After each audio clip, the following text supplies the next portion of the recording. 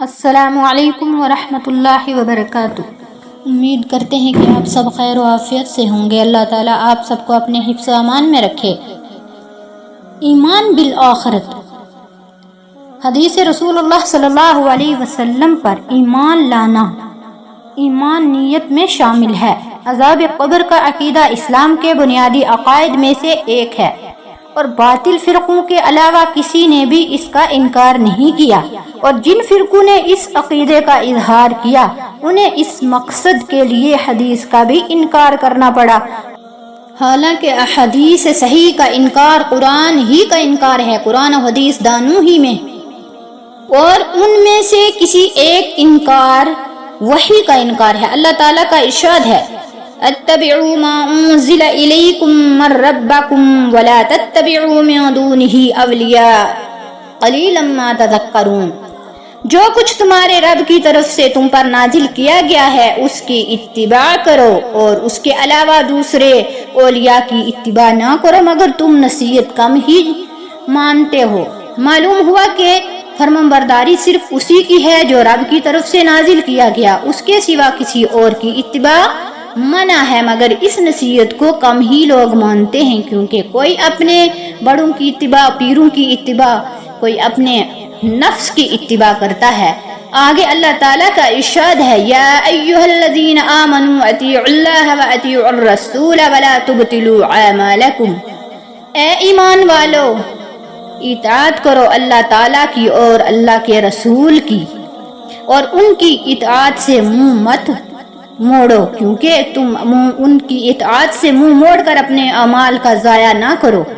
اللہ تعالیٰ رسول اللہ صلی اللہ علیہ وسلم میں سے کسی ایک کی اطاعت سے انکار اعمال کو ضائع اور برباد کرنے کے مترادف ہے، اور فرمانبرداری کے لحاظ سے دونوں فرمانبرداریوں میں کوئی فرق نہیں، کیونکہ رسول اللہ صلی اللہ علیہ وسلم کی اطاعت بھی اللہ تعالیٰ ہی کی فرمانبرداری ہے۔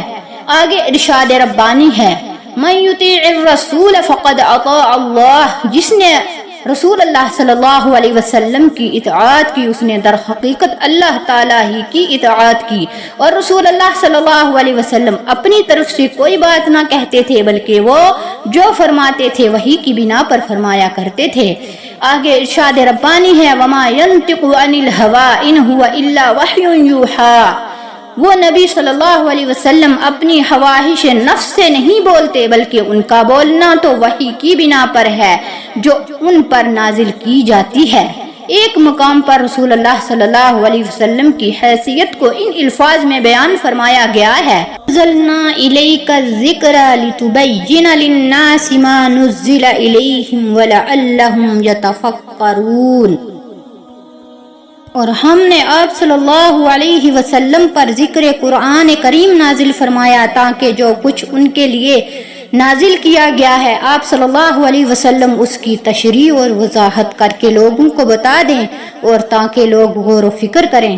اس آیت سے واضح ہو گیا کہ قرآن کریم کے احکامات اور فرامین کی نبی کریم صلی اللہ علیہ وسلم اپنے قول و فعل کے ذریعے تشریح اور توضیح فرمانے پر مقرر کیے گئے تھے، بلکہ آپ صلی اللہ علیہ وسلم چلتے پھرتے قرآن تھے۔ جناب سعد بن ہشام رحمۃ اللہ علیہ بیان کرتے ہیں کہ حضرت عائشہ رضی اللہ تعالی عنہا کی خدمت میں حاضر ہوا اور عرض کیا، اے ام المؤمنین، مجھے رسول اللہ صلی اللہ علیہ وسلم کے اخلاق کے متعلق خبر دیجئے، بتا دیجئے۔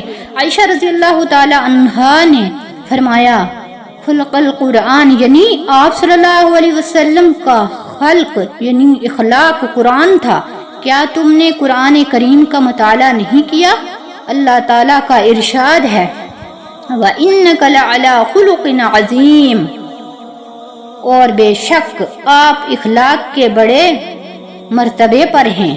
ہم بات کر رہے تھے ایمان بالآخرت کے بارے میں، اور اس سے آگے ہم کل کریں گے کیونکہ ویڈیو بہت زیادہ لمبی ہو جائے گی۔ السلام علیکم ورحمۃ اللہ وبرکاتہ۔